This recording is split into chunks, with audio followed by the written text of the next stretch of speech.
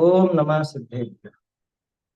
नमो अर्हन्ताणं नमो सिद्धाणं नमो आयर्याणं नमो उवच्छायाणं नमो लोये सव्वसाहुणम्।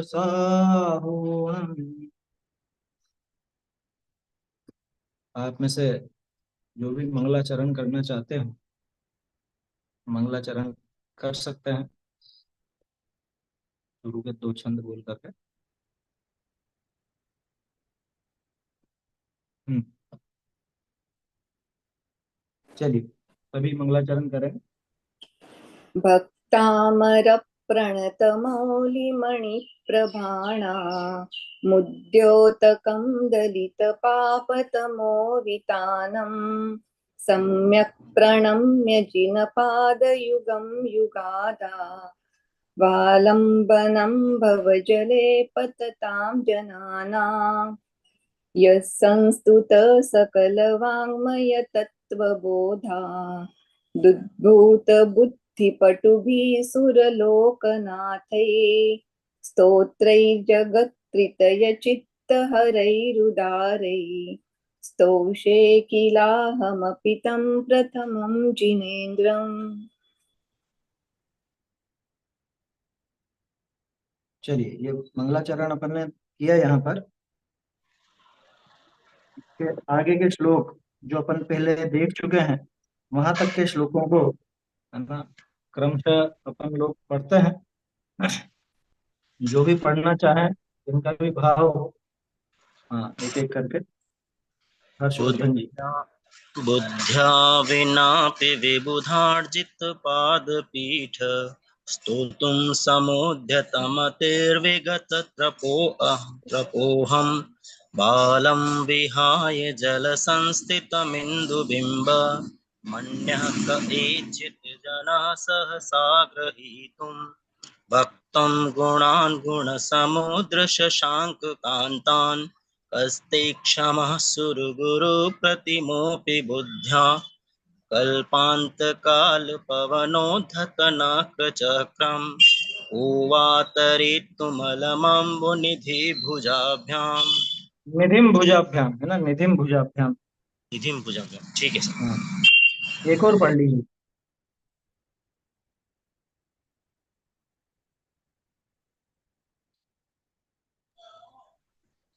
सोऽहं तथापि तव भक्तिवशान्मुनीश कर्तुं स्तवं विगतशक्तिरपि प्रवर्तः प्रीत्यात्मवीर्यमविचार्य मृगी मृगेन्द्र न भेत्ति किं निजशिशौ परिपालनार्थम्। हम्म। और पढ़ूं? नहीं, और कोई दूसरे भी रिसेंट है ना, आगे का वो पढ़ लेते हैं।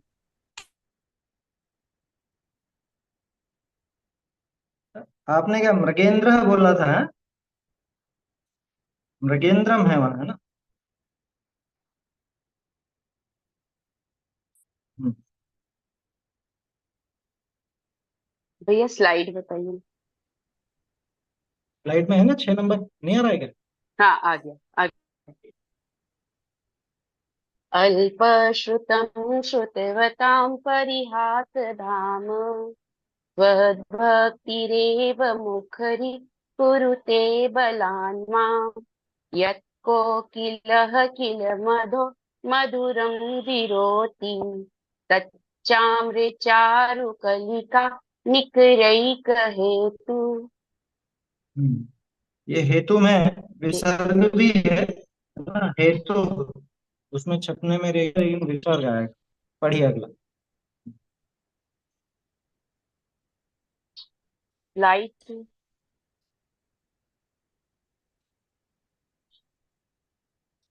इधर तो। हाँ आई। हाँ, पढ़िए। त्वत्संस्तवेन भव सन्तति सन्निबद्धम् पापं क्षणाच्छयमुपैति शरीरभाजाम् आक्रान्ते लोकमलिनीलमशेषमाशु सूर्यांशुभिन्नमिव शार्वर मन्धकारम्। अंधकारकम। ठीक है, ये थोड़ा सा फ्लो बन जाएगा धीरे धीरे अभ्यास करके। एक और पढ़ लीजिए।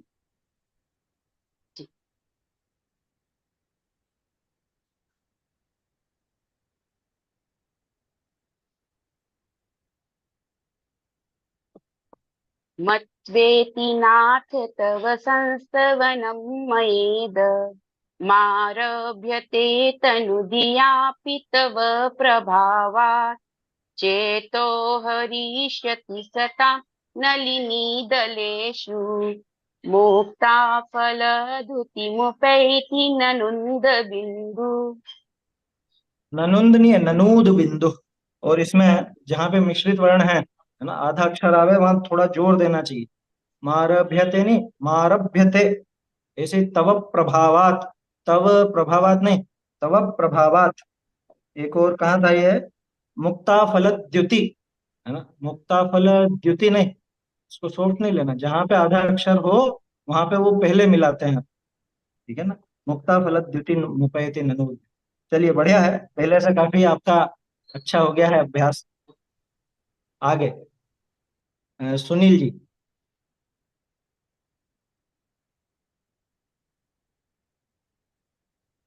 नवे नंबर से। हाँ। आस्तां तवस्तवनमस्त समस्त दोषम् त्वत्सङ्कथापि जगतां दुरतानि हन्ति दूरे सहस्रकिरणा कुरुते प्रभैव पद्माकरेषु जलजानि विकास भाण्डी। पद्माकरेषु, पद्माकरेषु नहीं, अगला। नात्यद्भुतं भुवन भूषण भूतनाथ भूतैर्गुणैर्भुवि भवन्तमविष्टुवन्ताः तुल्या भवन्ति भवतो ननु तेन किं वा भूत्याकृषितं यहि नात्मसमं करोति। भूत्याश्रितम नहीं, बड़ा वो है ना, भूत्याश्रितम। हाँ, मिस्टेक हो गई। हाँ, वो इसीलिए थोड़ा सा वो बोलने में अटक अटक गए फिर आप। चलिए अगला पढ़िए। दृष्ट्वा भवन्तमनिमेष विलोकनीयम् नान्यत्र तोषमुपयाति जनस्य चक्षुः पीत्वा पायाशशिखरद्युतिदुग्धसिन्धु छालं जलं जलनिधेरसितुं कैक्षेत्। द्युति जहाँ पे बोल रहे हैं अपन, शशिकर द्युति नहीं, शशिकर द्युति, शशिकर द्युति इस तरह से। ठीक है, अच्छा हो गया। चलिए, और कोई पढ़ना चाहता है? 3 श्लोक और हैं, कोई और भी पढ़ना चाहते हो तो बताइए।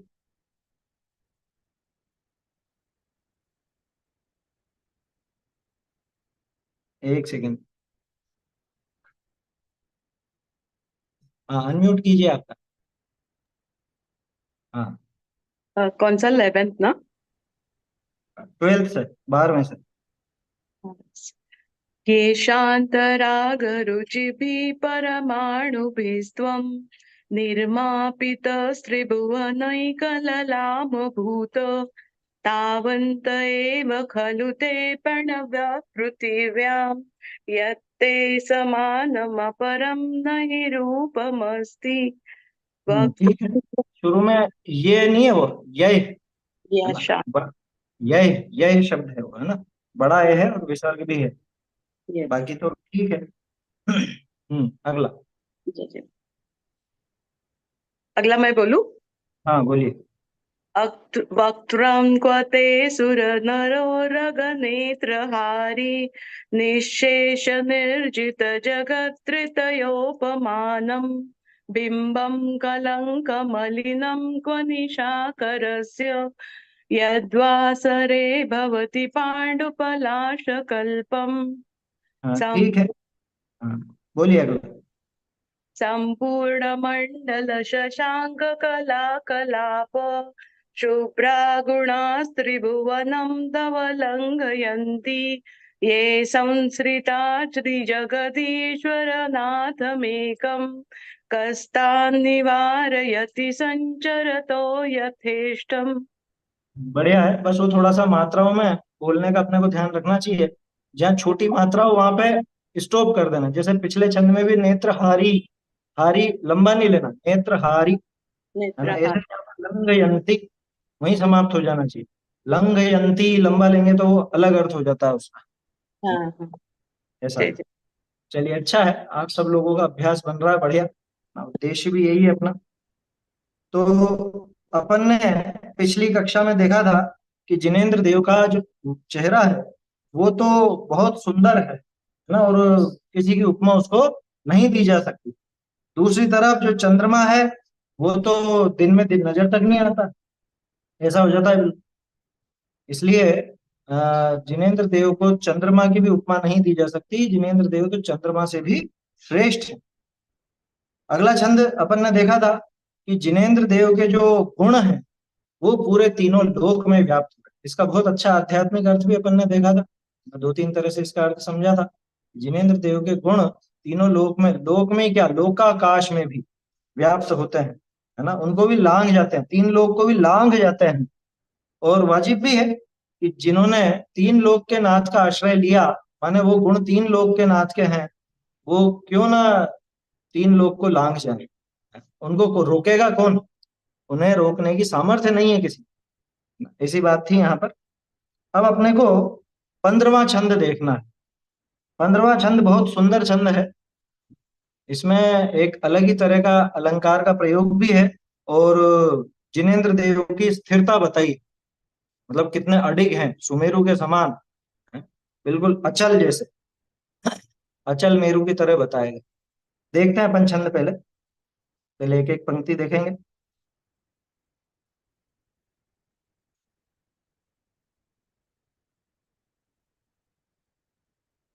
देखिएगा।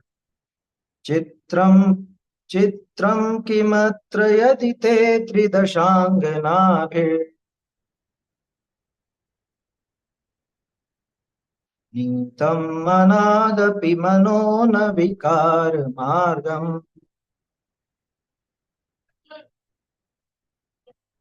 कल्पांत काल मरुता चलिता चलेन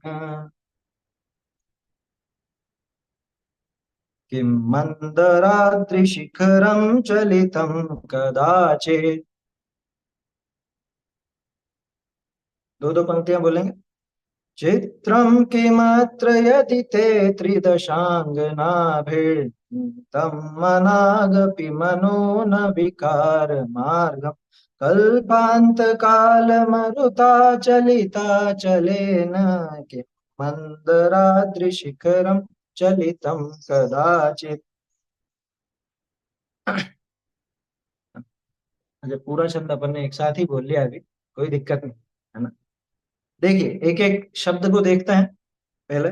चित्रम, किम, अत्र। किम अत्र, ये दो शब्द हैं, मिलके बन गया किमत्र। यदि ते त्रिदशांग नाभि, ये पूरा एक शब्द है। त्रिदशांग नाभि, यहाँ पे तोड़ के इन्होंने दे रखा है, लेकिन ये पूरा एक ही है।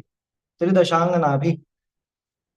नीतम, अब ये नाभि में जो विसर्ग था ना, वो विसर्ग और आगे का वो न की वजह से ये विसर्ग की जगह र हो गया। इस संधि के कुछ ऐसे नियम होते हैं, कहीं पे तो विसर्ग गायब हो जाता है, कहीं विसर्ग ओ बन जाता है, कहीं विसर्ग र बन जाता है, कहीं स बन जाता है। तो यहाँ पे नाभिर, ठीक है। फिर इसके आगे नीतम, मनाक अपि। मनाक क है वो ना, मनाक अपि। जब वो क, आधा क और ये मिला तो यहाँ पे मनाग बन गया, ग बन गया, है ना। संधि की वजह से मनाग अपि हो गया।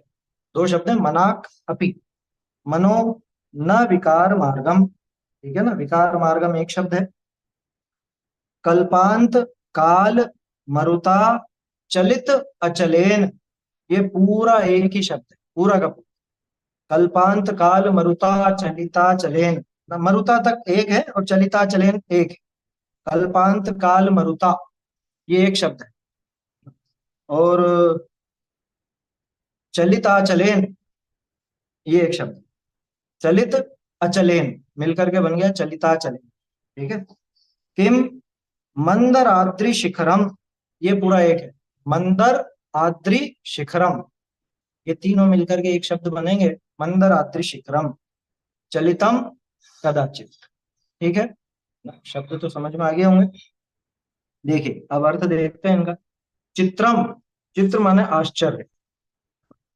चित्रम किम, कि इसमें क्या आश्चर्य है। अत्र, अत्र यानी यहाँ, यहाँ यानी इस बात में, इस बात में। अत्र चित्रम किम, इस बात में क्या आश्चर्य है। किस बात में।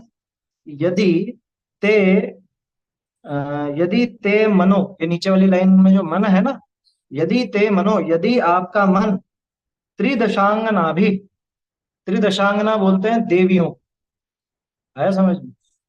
त्रिदश नाम है स्वर्ग के देवों, ये लौकिक में चलता है, त्रिदश बोलते हैं स्वर्ग के देवों। और त्रिदशों की जो अंगना यानी त्रिदशों की जो देवियां, तो वो कहलाती हैं त्रिदशांगना। और त्रिदशांगनाओं के द्वारा भी आपका जो मन है, यदि ते मनो, यदि आपका मन त्रिदशांगनाओं के द्वारा भी विकार मार्गम, विकार मार्ग को मनागपि, मनागपि थोड़ा सा भी, मनाग बोलते हैं थोड़े को, और मनागपि यानी थोड़ा सा भी, थोड़े से भी विकार मार्ग को न नीतम, ये जो न शब्द है नीतम के पहला है, न नीतम नहीं लाया गया, यानी देवियों के द्वारा, स्वर्ग की सुंदर सुंदर देवियां, है ना। वो जैसे अन्य मत में तो प्रसंग आते हैं ना, ऐसा कोई साधु तपस्या कर रहे थे और बहुत वर्षों की, हजारों वर्षों की तपस्या करी, बाद में कोई देवी को भेजा गया कि जाके तपस्या भंग करो, है, तो वो आकर के उसने तपस्या भंग कर दी। तो बताओ कितना चंचल चित्त है। हाँ वो सब कहानियां हैं क्या, है समझ। तो आपका चित्त जो है, आपका जो मन है, वो उन त्रिदशांगनाओं के द्वारा, सुंदर सुंदर सुंदरतम देवियों के द्वारा भी मनागपि थोड़े से भी विकार मार्गम न नीतम, विकार मार्ग को प्राप्त नहीं हुआ। अत्र चित्रम किम, इसमें आश्चर्य की क्या बात है। समझ में ही बात, इसमें क्या आश्चर्य। देखो पिछले छंद में भी आश्चर्य आया था, इसमें कोई आश्चर्य की बात है क्या, इसमें क्या बड़ी बात है। जिन्होंने आपका आश्रय लिया उनको कौन रोकेगा। ऐसे ही कि आपके चित्त को रंच मात्र भी ये देवियां चलायमान नहीं कर सकी, इसमें आश्चर्य की क्या बात है। उदाहरण देखो अब अगला। कल्पांत काल मरुता, कल्पांत काल, कल्प का अंत यानी प्रलय, है ना। कल्प काल बोलते हैं अपन उत्सर्पिणी अवसर्पिणी को। और ये अवसर्पिणी के आखिर में जब छठा काल पूरा होता है, तब आखिर में प्रलय काल, प्रलय होता है ना। और प्रलय काल की जो हवाएं चलती हैं, बड़े बड़े पहाड़ों को सरका देती, ऐसी भयंकर हवाएं। यहाँ देखते हैं ना अपन, जैसे ऐसे तूफान तो अपन ने भी देखे हैं, जो पेड़ ही गिर जाए, है ना। हवाओं से पेड़ गिर गए, ये तो अपन ने देखा। हवाओं से खंबे गिर गए, बिजली के खंबे गिर गए, ये तो देखा ना। ये तो अपने इसी युग में दिखने की बात है। तो प्रलय काल की हवाओं से तो पर्वत भी इधर के उधर हो जाते, ऐसी भयंकर हवाएं चलती क्या। कल्पांत काल मरुता, मरुत, मरुत शब्द हवा के लिए, और मरुता उसका तृतीया एक वचन है। तृतीया एक वचन मतलब उस हवा के द्वारा, ठीक है।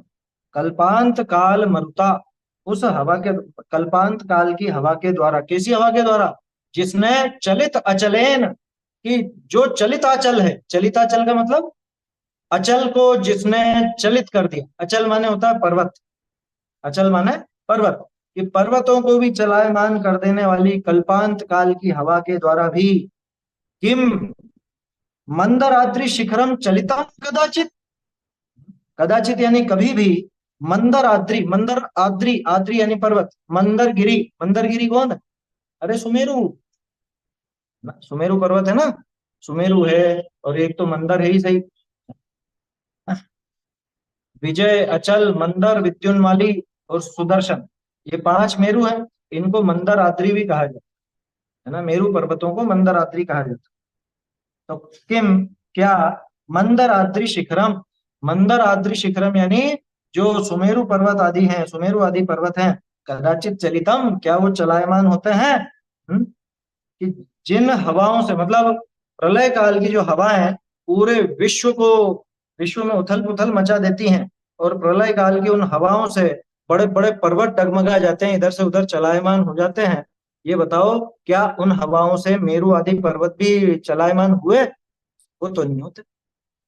तो ऐसे ही, अरे वो जो देवियां हैं वो कितनी ही रूपवान क्यों ना हो, वो देवियां कितनी ही चंचल क्यों ना हो, हर किसी के मन को क्यों ना चंचल कर दें, होंगे वो अन्य मति के साधु और तपस्वी इत्यादि, है ना, लेकिन जैनों के वीतराग साधु और वीतराग अरहंत देव, इनको रंच मात्र भी वो चलायमान नहीं कर सकते।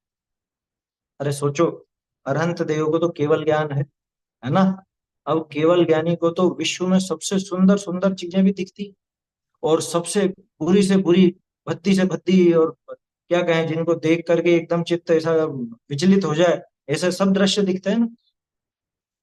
आप कल्पना करो कि भगवान को वो जितने भी अपने इस क्या कहें विश्व में कत्ल खाने हैं, जितने भी एकदम मांसाहारी लोग हैं, या जो भी ऐसे मांस आदि का, चमड़े का और इनका व्यापार करते हैं, बहुत हिंसा का काम करते हैं, ये सब क्या उनको नजर नहीं आता होगा? सब दिखता है, सब। समझ में ही बात? जिनेन्द्र देव को वो सब चीजें नजर आती हैं, लेकिन ये तो विशेष बात है कि चित्त रंच मात्र भी चलायमान नहीं। कह रहे इसमें तो देवियों की बात थी, आप तो ऐसी बात कर रहे हो। अरे वो दोनों तरह की बात लगेगी, चित्त तो दोनों से ही चंचल होता है ना, सुंदर से सुंदर से भी और बदसूरत से बदसूरत से भी, है ना। जो बहुत सुंदर हो वो भी चित्त को चलायमान कर देता, और जो बहुत समझ लो हिंसक हो, या ऐसा ऐसा दृश्य हो कुछ जिसमें अतिरेक हो हिंसा आदि का, वो भी चित्त को चलायमान कर देता। लेकिन जिनेन्द्र देव के मन को तो कोई भी चलायमान करने में समर्थ नहीं है। जिनके वीतरागता प्रकट हो गई, जिनके वीतराग भाव प्रकट हो गया, उनको ये तीन तरह की दशाओं वाली त्रिदशांगनाएं, तीन तरह की दशा वाली कौन सी? मोह राग द्वेष, क्या ऐसी तीन दशाओं की, मोह राग द्वेष छोड़ो, द्रव्य कर्म, भाव कर्म, नो कर्म, द्रव्य कर्म मौजूद है उनके, और नो कर्म भी मौजूद है, भाव कर्म का उन्होंने अभाव कर दिया। ये तीन प्रकार की दशाएं, कर्मों की जो तीन तरह के कर्म अपन देखते हैं, ऐसी तीन दशाओं वाले ये कर्म, ये त्रिदशांगनाएं, ये भी आपको विचलित नहीं कर सकती। अरे जिनेन्द्र देव की तो बात ही अलग है। जिनेन्द्र देव के पथ पर चलने वाले जो वीतरागी संत होते हैं, निराज होते हैं, उनके ही चित्त को चलायमान नहीं कर पाती है। तो द्रव्य कर्म का कैसा भी उदय हो, बहुत असत्ता का उदय आ गया, क्या फर्क पड़ गया, चित्त को चलायमान कर दिया। सोचो तो सही, वो सुकौशल स्वामी को बाघिन खा रही थी, पांडवों को वो गरम गरम लोहे के आभूषण पहना दिए गए थे, गज कुमार जी के माथे पर सिगड़ी जल रही थी, जाने कितने मुनिराज को जलती हुई आग में झोंक दिया गया, जाने कितने मुनिराज को कीचड़ में दफन कर दिया गया, जाने कितने मुनिराज को ऊपर से पटक कर धरती पर, समुद्र में, कहीं पर भी मार दिया गया, क्या चलायमान हुआ उनका चित्त। हमारे तो मुनिराज भी ऐसे होते हैं कि कितने ही राग का विषय हो या कितने ही द्वेष का विषय हो, उनका चित्त रंच मात्र भी चलायमान नहीं होता। ऐसा नहीं होता कि कोई कुछ बोल दे और इनको गुस्सा आ जाए, कोई कुछ कह दे और ये प्रसन्न हो जाए, प्रशंसा के दो शब्द सुनकर।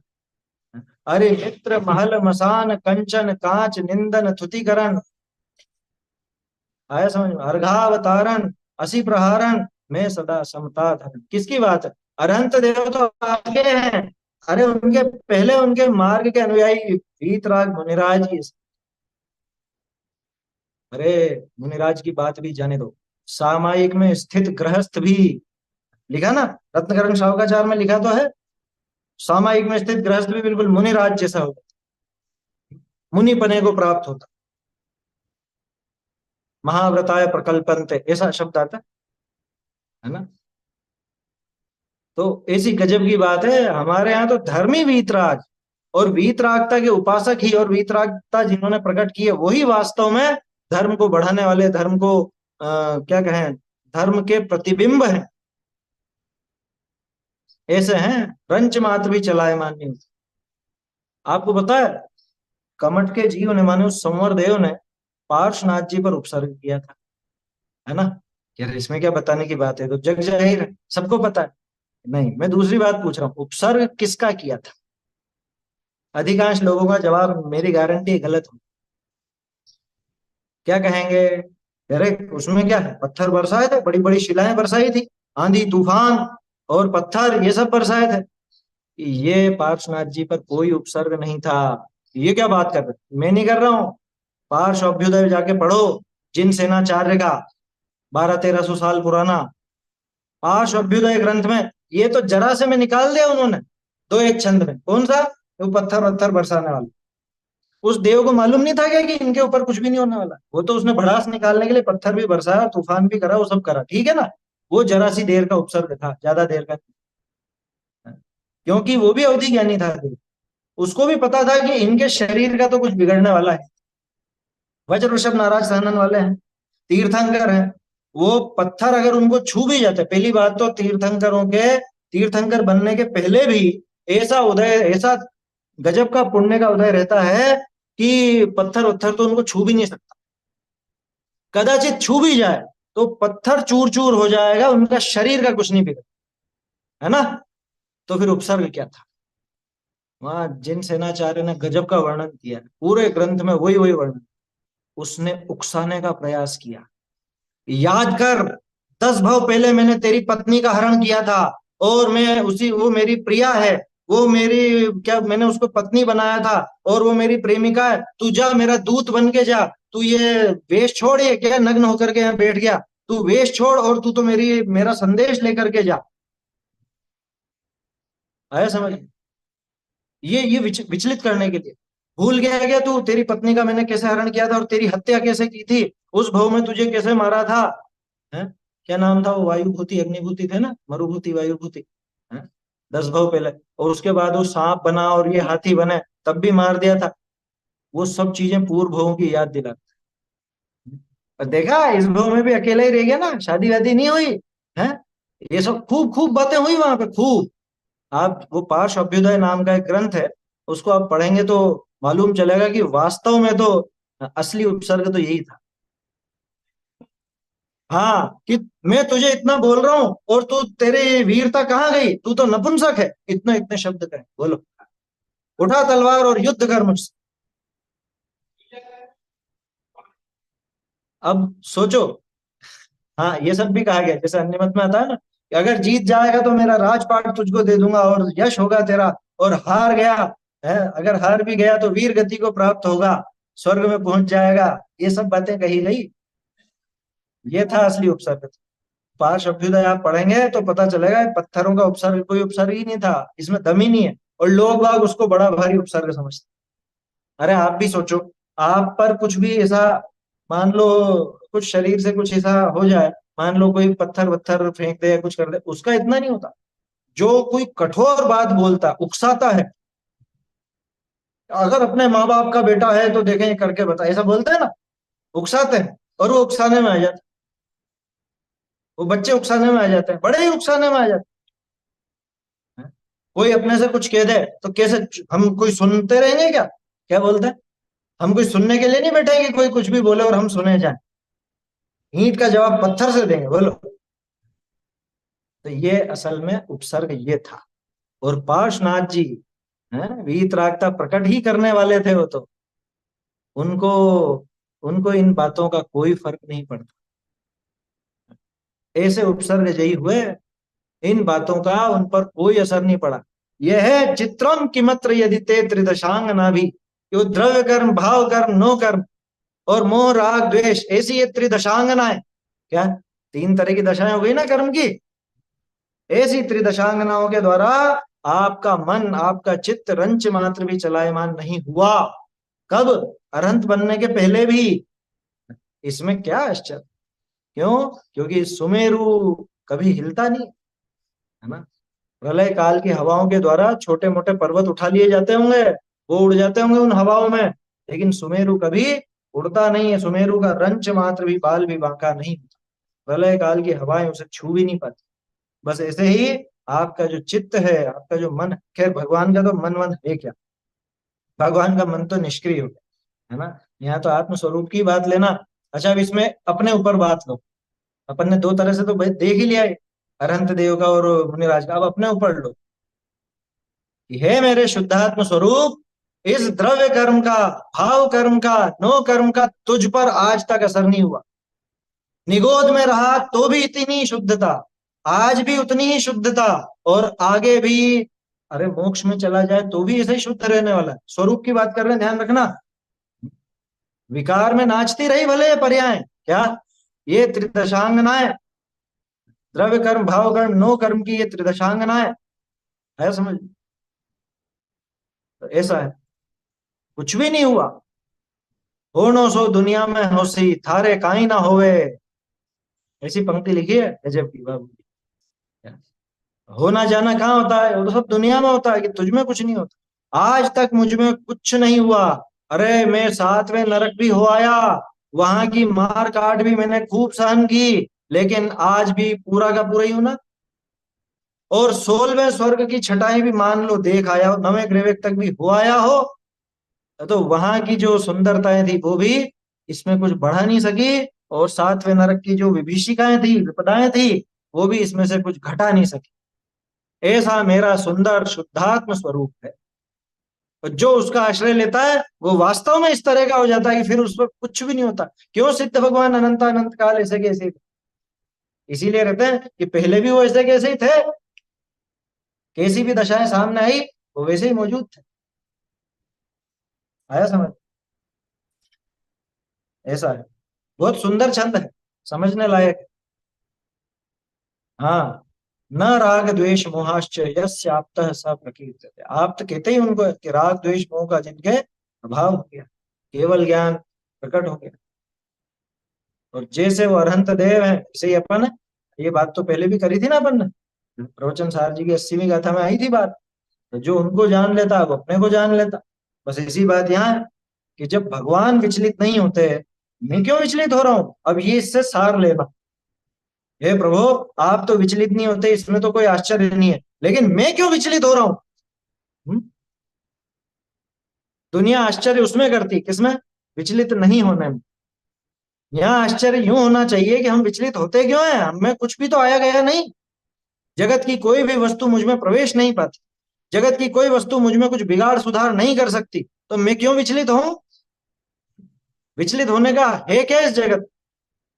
इसलिए ये जो आज तक मैं जगत की इन बातों से समझ लीजिए चलायमान हो जाता हूँ, विचलित हो जाता हूँ, एक विचलन सा आ जाता है मन में, ये अब नहीं होगा, ऐसी मैं प्रतिज्ञा करता हूँ। हे जिनेन्द्र देव, आपकी इस अचलित पने से, आपके इस अचलित पने से मैं ये प्रेरणा लेता हूँ, मैं भी ऐसा अचलित स्वरूप को प्राप्त होऊंगा। अचलित स्वरूप तो है मेरा, लेकिन पर्याय को भी ऐसे ही, है ना, चंचला पर्याय को अचला बना दे। ऐसा समझ में ही पड़ा। ऐसा सुंदर छंद है 15वां। ठीक है, मेरे ख्याल से समझ में आया होगा। चलिए एक बार बोल लेते हैं अपन। चित्रम के मात्र यदि ते त्रिदशांगनाभिः तम मनादपि मनो न विकार मार्गम कल्पांत काल मरुता चलिता चलेन मंदराद्रि शिखरम चलितम कदाचित। अगला श्लोक देखते हैं। हाँ बोलिए।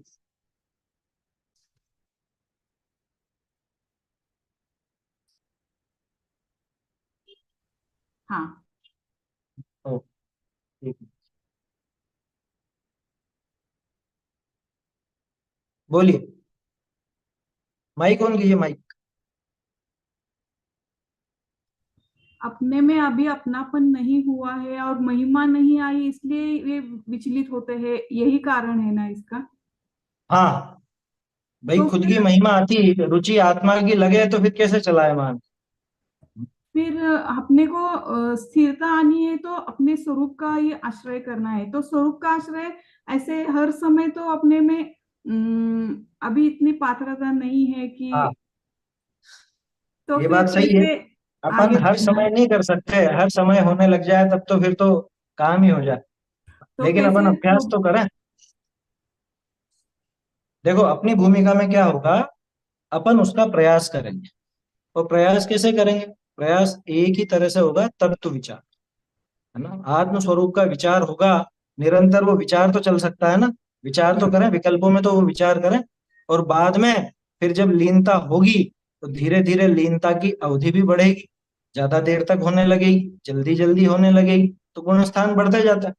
गुण स्थान पढ़े हैं आपने? जैसे गुणस्थान? अभी, हाँ तो अपने समझा, आप ही ये इतना अभ्यास से ही डिटेल में होता है। नहीं अभ्यास हुआ है। कोई दिक्कत नहीं है, डिटेल में नहीं हो, कोई दिक्कत नहीं है भाई। इसकी विधि यही, मुनिराज हर अंतर मुहूर्त में आत्मा में लीन होते, ये नियम है।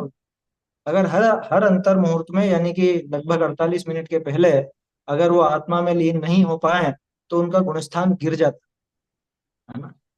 गुणस्थान गिर जाता है, भाव लिंग छूट जाता है, द्रव्य लिंग ही रह पाता है, वो भी धीरे धीरे छूट जाएगा अगर नहीं किया टाइम से। तो वो स्थिति तो आगे आती। हमारी भूमिका में अपन क्या करें भैया, तत्वों का विचार करो। जिस आत्मा में लीनता की, रमणता की बात चल रही है, उस आत्मा को समझने का प्रयास करें। और तत्व चिंतन, तत्व विचार, यही एकमात्र उपाय, इसके अलावा और कोई उपाय नहीं। और ये कैसे होगा? ये शास्त्राभ्यास से होगा। तो शास्त्राभ्यास ही एकमात्र विधि है कि निरंतर हम आत्मा की बात जानें, समझें, उसको समझने का प्रयास करें। वो तत्व विचार चलेगा तो धीरे धीरे धीरे धीरे वो अनुभव में भी आएगा, है ना। और अनुभव में जब आएगा फिर उसके बाद उसका अभ्यास बढ़ता जाएगा। अभ्यास बढ़ेगा, इधर से चौथे से पांचवें गुण स्थान तक जाएंगे, पांचवें से फिर आगे बढ़ करके मुनि दशा आएगी। तो ये काम धीरे धीरे स्वयं होगा। हमारे हाथ की बात क्या है? हमारे हाथ की बात तो तत्व विचार, तत्व चिंतन, है ना। तो यही उपाय, और कोई उपाय नहीं।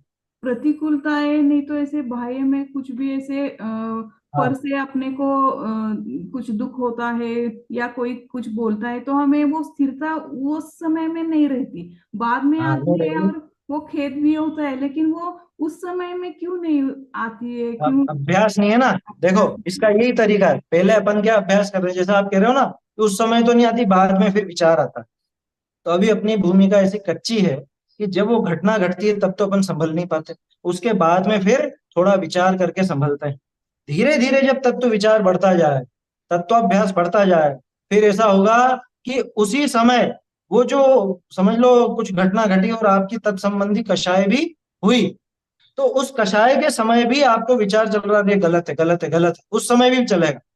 पहली भूमिका तो कैसी कि बाद में चलेगा, हम्म। दूसरी भूमिका की उस समय भी चलेगा लेकिन कषाय भी होगी, और तीसरी जब इससे भी आगे भूमिका बढ़ेगी तब फिर अपन कुछ भी घटना घटे तो वहां तत्व विचार का, तत्व चिंतन का आश्रय लेंगे।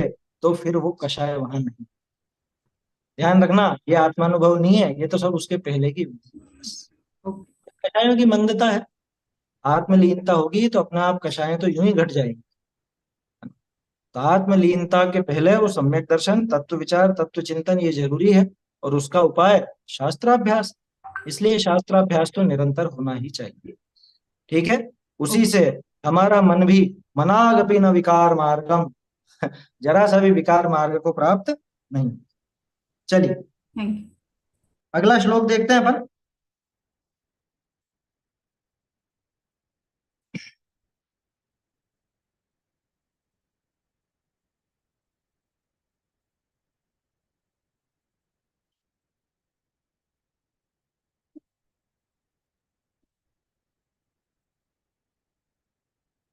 सोलवा श्लोक देखेंगे अब। निर्धूमवर्तिरपवर्जित तैल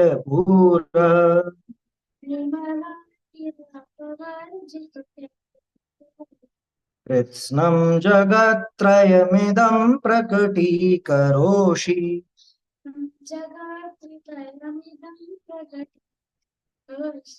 गम्यो न जातुमरुतां चलिता चलानां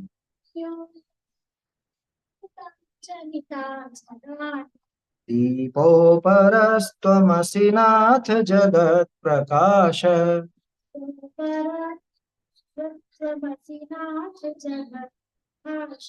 दो पंक्तियां। निर्धूमवर्तिरपवर्जित तैलपूर कृत्स्नं जगत्त्रयमिदं प्रकटीकरोषि।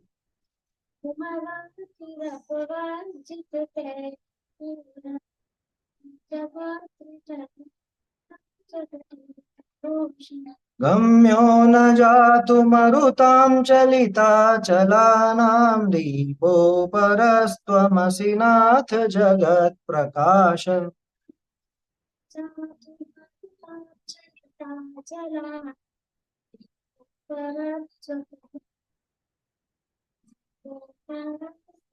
देखते हैं, एक एक शब्द देखते हैं पहले। निर्धूम वर्ती, वर्ती है असल में, विसर्ग है वहाँ। वर्ती अपवर्जित तैल पूरः। निर्धूम वर्ती, ये एक शब्द है, ठीक है ना। वर्ती में विसर्ग है जो आगे के अ से मिलकर रहो। निर्धूम वर्ती अपवर्जित तैल पूरः, ये एक साथ है। अपवर्जित तैल पूरः, ठीक है ना। ये तेल पूर एक साथ शब्द है। कृत्स्नम जगत त्रयम इदम, दोनों मिलके बन गया जगत त्रयम इदम।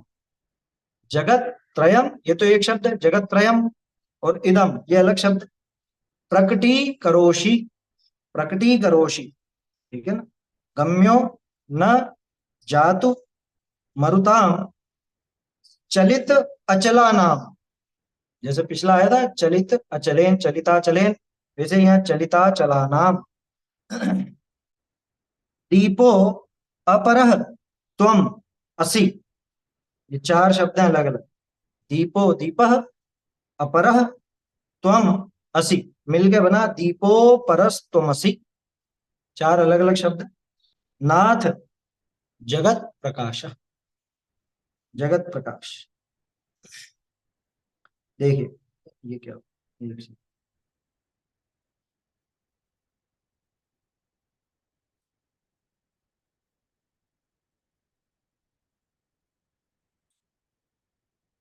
देखिए इसको। निर्धूम वर्ती, निर्धूम वर्ती, धूम यानी धुआं, वर्ती बोलते हैं बत्ती को। दीपक जो होता है, लौकिक में दीपक कैसे जलाए जाते हैं, ये एक तो वो सकोरा होता है मिट्टी का दिया, जिसको दिया बोलते हैं अपन, उसके अंदर तेल भरते हैं और एक बत्ती देते हैं और बत्ती में आग लगाते हैं, तो ये दीपक जलने में। लौकिक में यही है ना। लौकिक में जो दीपक है, उस दीपक में वो सकोरा, तेल, बत्ती, ये तीन चीजें चाहिए और आग चाहिए, तब जाके वो दीपक प्रकाशित होता है और रोशनी फैलती। लेकिन हे नाथ, अब देखो यहाँ 16वें छंद से जिनेन्द्र देव को अलग अलग वस्तुओं से उपमा तो देंगे, लेकिन उपमा उनको उनको तो बेकार बता देंगे। क्या, सूरज, चांद, बादल और ये दिया, दीपक, ऐसे चार चीजों की उपमा देकर के, लेकिन उपमा नहीं देंगे, इनसे श्रेष्ठ बताएंगे। निर्धूम वर्ती, निर्धूम यानी धुआं रहित, और वर्ती, वर्ती यानी बत्ती, तो बत्ती से भी रहित, ये एक शब्द इसीलिए है। नी शब्द जो शुरू में लगा है ना, दोनों के लिए लगा। निर्धूम निर्वर्ती यानी कि धुएं से रहित और बत्ती से रहित। अपवर्जित तैल पूरा, और तेल का जो पूर, तेल पूरते है ना, दिए में तेल पूरा जाता है यानी कि तेल भरा जाता है, तो उसको बोलते हैं तेल पूर। तो इन्हें तेल के पूर से भी अपवर्जित हो। कृत्स्नम जगत त्रयम इदम, है ना। इदम जगत त्रयम, इस तीन जगत को, जगत त्रयम यानी तीनों लोग, इस तीन लोग को कृत्स्नम, कृत्स्न बोलते हैं बिल्कुल संपूर्ण, है ना, परिपूर्ण, भरा हुआ, बिल्कुल भरचक जिसको बोले ना, वो कृत्स्न होता है। कृत्स्न शब्द के लिए जब हम लोग पढ़ते थे, तो कृत्स्न शब्द के लिए एक उदाहरण दिया जाता, जैसे तिल्ली में कहीं पर भी कुछ भी देख लो, तेल ही निकलेगा। दिल्ली में तेल कृत्स्न भरा हुआ, कृत्स्न रूप से तेल। तो कृत्स्न का अर्थ होता है संपूर्ण, और संपूर्ण भी ऐसा हल्का फुल्का नहीं, बिल्कुल ठसठस पूरा, जरा सा भी अंश नहीं छूटेगा। तो कृत्स्नम जगत त्रयमिदम, ऐसे इस जगत त्रय को, इस कृत्स्न जगत त्रय को प्रकटी करोशी, आप प्रकट करते हो। लेकिन गजब की बात है, दिया जो प्रकाशित करता है उसमें तो तेल भी लगता है, बत्ती भी लगती है, और धुआं भी छोड़ता है। धुआं होता है ना, दीपक में तो धुआं भी है, तेल भी है, बत्ती भी। लेकिन आप निर्धूम हो, आप निर्वर्ती हो, और आप अपवर्जित तेल पूर हो, यानी न तो धुआं, न बत्ती, न तेल, और फिर भी पूरे जगत को प्रकाशित करते हो। ये दिए की सबसे बड़ी कमजोरी, दिया तीन लोग को प्रकाशित नहीं कर सकता। आप दिया इधर रखोगे और इसके आगे कुछ आड़ आ जाएगी, तो इसके आगे रोशनी नहीं जाने वाली, समझ में आई बात। और रोशनी भी बहुत दूर तक नहीं होती दीपक की, कितना ही बड़ा दीपक भी लगा लो तो कितनी दूर रोशनी देगा। एक कमरा, एक हॉल, थोड़ा और आगे गिन लो, इससे ज्यादा क्या, तो ज्यादा रोशनी नहीं दे सकते। और आप तो पूरे तीन लोक को प्रकाशित कर देते, इसमें दो तरह से प्रकाशित करते हैं। एक तो वो स्वयं उस पूरे तीन लोक की समस्त वस्तुओं को, उन पदार्थों को उनके गुण पर्यायों सहित जानते हैं, एक तो इस तरह से करते हैं। दूसरा कि वो तीनों लोक में समस्त वस्तुओं का स्वरूप झलका देते, स्वरूप दिखा देते, है ना। तीनों लोक का स्वरूप दिखाते हैं ना जिनेंद्र देव। अरे कौन सी वस्तु कैसी है, पुद्गल कैसा, पुद्गल की वर्गणाएं कैसी, कार्मण वर्गणा कैसी, ये सारी चीजें किसने दी। आत्मा का स्वरूप कैसा, द्रव्य गुण पर्याय कैसे हैं, गुणों का परिणमन कैसा, वो परिणमन शुद्ध रूप अशुद्ध रूप कैसा कैसा, किस किसका कैसा क्या होता है, ये सब चीजें जिनेंद्र देव दिखाते हैं। तो इसको इसलिए अपन ने कहा कृत्स्न। कृत्स्न माने बिल्कुल एक एक पॉइंट, एक एक बारीकी, फुल डिटेल में जिनेंद्र देव पूरे तीन लोक को प्रकाशित करते हैं।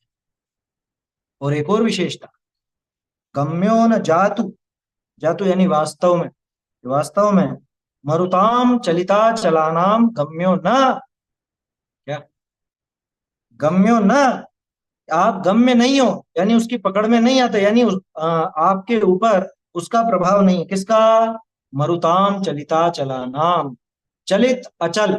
ये पिछले छंद में भी देखा था अपन ने कि जो जो हवा पूरे समझ लो बड़े बड़े पहाड़ों को और इनको चलायमान कर दे, ऐसी हवा, ऐसी हवा, मरुत यानी हवा, जो पर्वतों को भी चलायमान कर दे, ऐसी हवा के द्वारा भी आप गम्य नहीं हो, यानी आप उससे भी पार हो, वो आप पर असर नहीं डाल।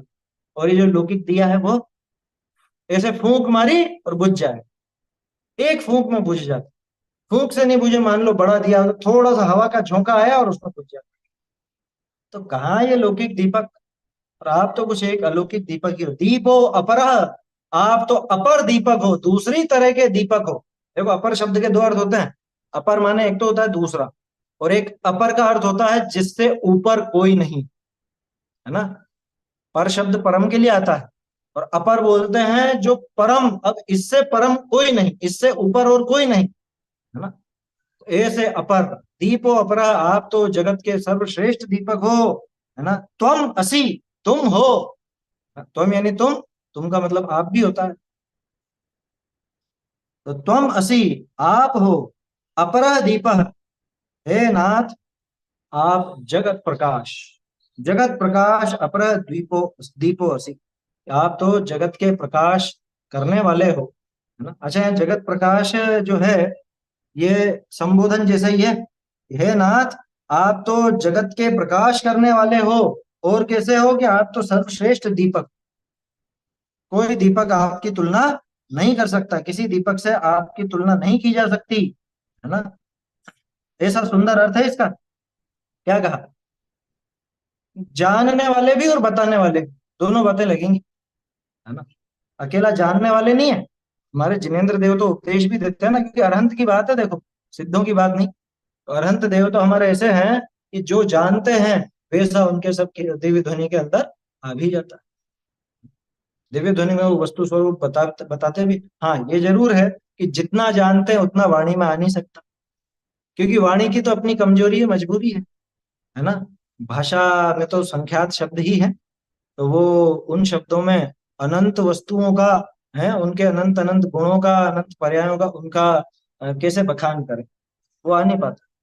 ये तो भाषा की कमजोरी है ना उसमें। अच्छा और उनकी कमजोरी नहीं है, क्यों, क्योंकि जो शब्द हैं, शब्द तो जिनेंद्र देव के स्वरूप से न्यारे ही है, शब्द तो उनका स्वरूप ही नहीं है।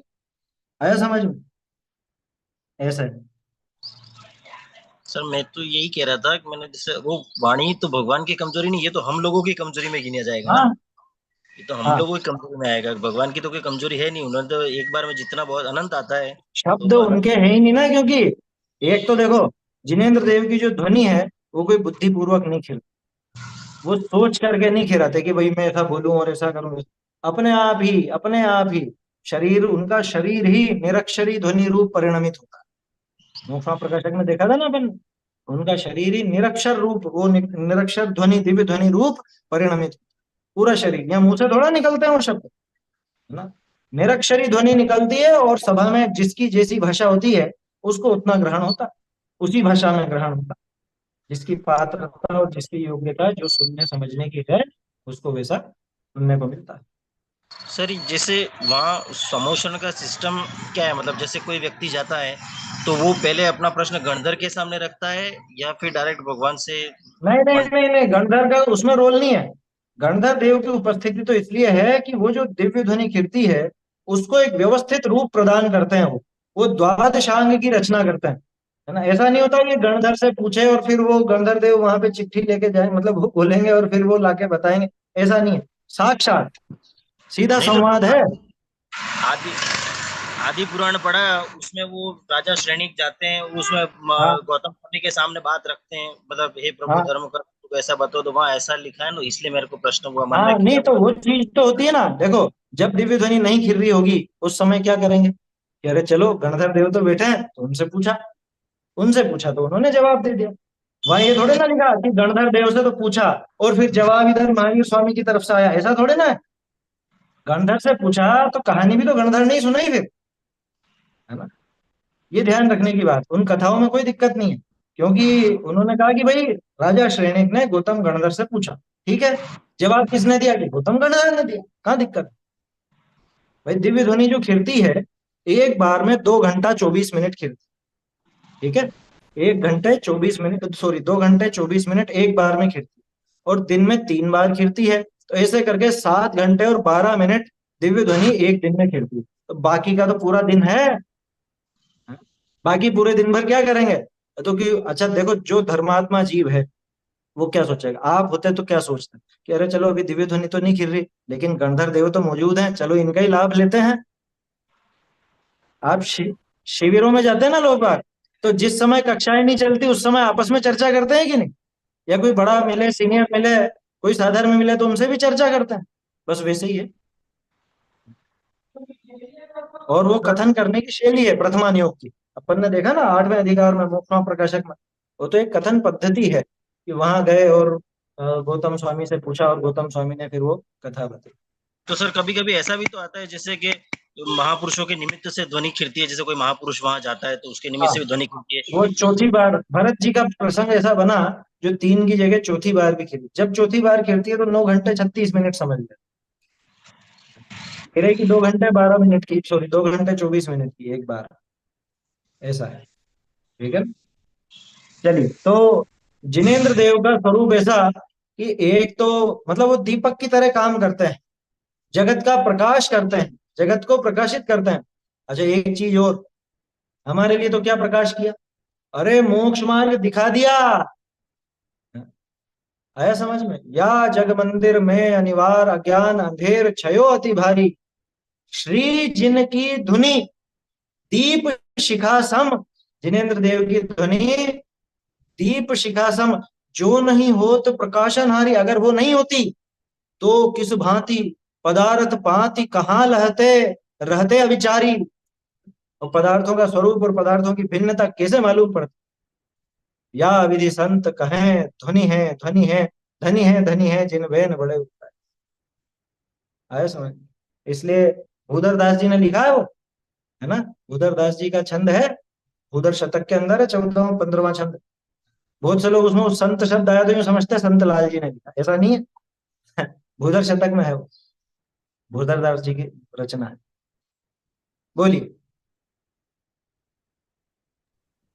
तो असमय में खिड़की यानी वो जो 3 समय में रहता है वो छोड़कर भी खिड़की है क्या? चौथे समय में देखो, ये समय क्या है, एक तो हो गया सूर्योदय, एक हाँ। हो गया सूर्यास्त। तो सूर्योदय को सेंटर पकड़ लेना, सूर्यास्त को भी सेंटर पकड़ लेना।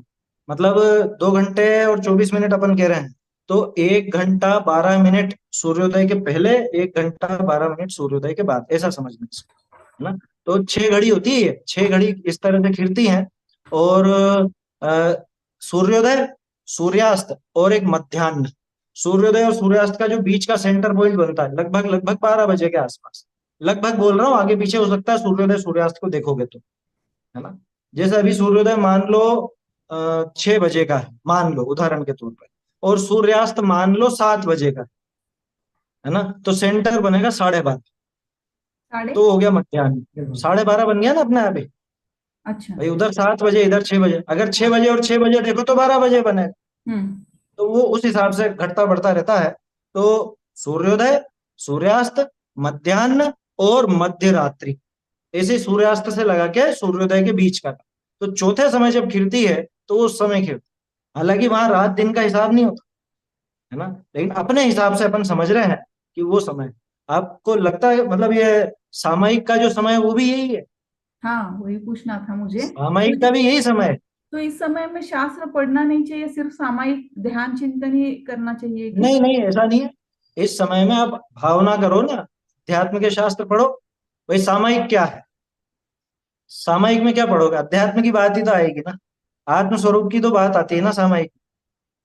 जो गंभीर कर्णानियोग के सिद्धांत के शास्त्र हैं उन शास्त्रों के लिए मना किया है। अच्छा। क्योंकि ये क्या संक्रांति काल है ना, हाँ। दिन से रात का, रात से दिन का, तो उस समय चित्त थोड़ा सा चंचल होता है, रोशनी भी बराबर नहीं होती, इसलिए सिद्धांत ग्रंथों की मना की जाती। अध्यात्म और भावना ग्रंथों की कभी भी मना नहीं है। जो भावना ग्रंथ है और अध्यात्म ग्रंथ है उनकी कभी भी मना नहीं होती, ये पक्का मान करके चलो। चित्त ठीक है की ना? चंचलता का ही कारण है, बाकी और दूसरे कुछ ऐसे जीवों की उत्पत्ति होती है ऐसा कुछ बोलते हैं ना, उसका हाँ, कुछ। वो तो है ही सही, इसलिए एक जगह बैठ जाओ, एकांत में बैठ जाओ, ज्यादा आवागमन मत करो, क्योंकि जीवों की उत्पत्ति ज्यादा होती है। बिल्कुल सही बात है। सूर्योदय के समय, सूर्यास्त के समय संक्रांति काल है ना, मतलब दो अलग मौसम मिल रहे हैं, गर्मी से ठंडक, ठंडक से गर्मी, तो उसमें जीवों की उत्पत्ति ज्यादा होती है। इस वजह से भी कि एक जगह एकांत में बैठ जाओ। कब बैठेगा यार कि एक काम करो सामायिक बता दो, तो सामायिक के हिसाब से हो गया। तो ओके, सब तरह से वो देख करके वो बराबर टाइम बैठता ठीक है है, ना। समझ में आ गया। ऐसा। चलिए, समय भी हो रहा है अपना, ये श्लोक भी पूरा हो गया मेरे ख्याल से। इसको पढ़ते हैं अपन। निर्धूमवर्तिरपवर्जित तैलपूर कृत्स्नं जगत्त्रयमिदं प्रकटीकरोषि दीपो गम्यो मरुतां चलिता चलानां दीपो परस्त्वमसि नाथ जगत् प्रकाश। चलिए, आज जो छंद पढ़े हैं ये आप में से कोई बोलना चाहे तो बोल सकते हैं। आपका हाथ सबसे पहले खड़ा होता है। चलिए, बोलिए। 15 नंबर का ना। हाँ, 15। चित्रं किमत्र यदि ते त्रिदशाङ्गनाभिर्नीतं मनागपि मनो न विकारमार्गं कल्पान्तकालमरुता चलिता चलेन किं मन्दराद्रिशिखिरं चलितं कदाचित् बहुत बढ़िया। अगला निर्धूम। छंद तो नहीं नहीं नहीं, दूसरे बोलेंगे अगला छंद। बोलिए। हाँ। चित्रं किमत्र यदि ते त्रिदशाङ्गनाभिर्निर्तं मनागपि मनो न विकारमार्गं कल्पान्तकालमरुता चलिता चलेन किं मन्दरा किं मन्दराद्रिशिखरं चलितं कदाचित्। हम्म। अगला छंद देखते हैं। 16। कोई और बोलना चाहता है?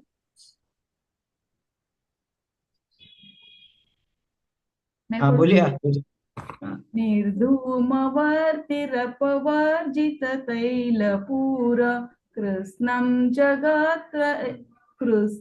जगत्त्रयमिदं प्रकटीकरोषि गम्यो न जातुमरुतां चलिताचलानां दीपोपरस्त्वमसि नाथ जगत्प्रकाश। ठीक है। वो दीपो के बाद अवग्रह है ना, हल्का सा रुकना होता है। दीपो परस्त्वमसि है ना, थोड़ा सा पूरा नहीं बोलेंगे, दीपो परस्त्वमसि, हल्का सा रुकेंगे। हाँ।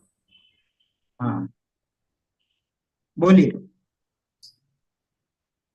निर्धूमवर्तिरपवर्जिततैलपूर कृत्स्नं जगत्त्रयमिदं प्रकटीकरोषि गम्यो न जातुमरुतां चलिताचलानां दीपोपरस्वम दीपोपरस् दीपोपरस्वमसि नाथ जगत् प्रकाश। ठीक है, वो कृत्स्नम नहीं है, कृत्स्नम है ना, ये पहले भी देखा था अपन ने, र नहीं है, री है ये, कृत्स्नम। ठीक है भैया ना, ये त्व कृत्स्नम। का उच्चारण तो आ ही नहीं रहा है, जैसे दीपो परस्व, तो ये त आधा त काय में मिल रहा आ है? रहा है ना, आधा स और आधा त दोनों आए। दीपो परस्त्वमसि नाथ जगत प्रकाश, है ना, परस्त्व, है ना। परस्व। देखो शब्दों के बारे में पहले भी मैंने आपसे कहा था, अगर आपको बोलने में दिक्कत है तो उल्टा चलो, एक एक अक्षर को तोड़ते हुए चलो। व, फित्व, स्त्व, रस्त्व, बन गया ना अपना, दीपो परस्त्व, परस्त्वम, परस्त्वमसि, ऐसे। जब भी आपको किसी शब्द में दिक्कत हो, ये तरीका बता रहा हूं मैं आपको, ये अपना उच्चारण सुधारने, कहीं भी दिक्कत आए तो उसको पहले पीछे से एक एक अक्षर लेकर के चलो, एक एक अक्षर बढ़ाते हुए, व, त्व, स्त्व, रस्त्व, है ना, फिर वो आगे का जोड़ ले, इस तरह से ये हो जाता है। चलिए 15वां 16वां श्लोक अपना हो गया, तो 1/3 अपने हो चुके हैं, है ना। 48 श्लोक टोटल है, 48 में 16 श्लोक अपन देख चुके हैं। कोशिश अपनी ये रहेगी कि 10 लक्षण के पहले अपना भक्तामर स्तोत्र पूरा हो जाए, लेकिन लगता नहीं कि शायद हो पाएंगे, इतनी कक्षाएं शायद हो नहीं पाएंगी, देखेंगे, है ना, अभी तो कल देखते हैं अपन। कल से अपन प्रयास करेंगे जिनमें ज्यादा ऐसा समझ लो सामान्य कथन है, 2 की जगह 3 छंद भी करने की अपन कोशिश करेंगे, तो आप लोग उसी हिसाब से थोड़ा सा तैयारी करके रखें। समाप्त करते हैं। चैतन्य का स्मरण प्रतिक्षण ही करो रे, भव के अनंत दुख को क्षण में हरो रे, अक्षय अनंत निज सौख्य निधान पाओ, गाओ अरे नित इसी के गीत गाओ, निज निधि निज में बताई यह अनंत उपकार है, इसके लिए जिन वाणी माँ को वंदना शत बार।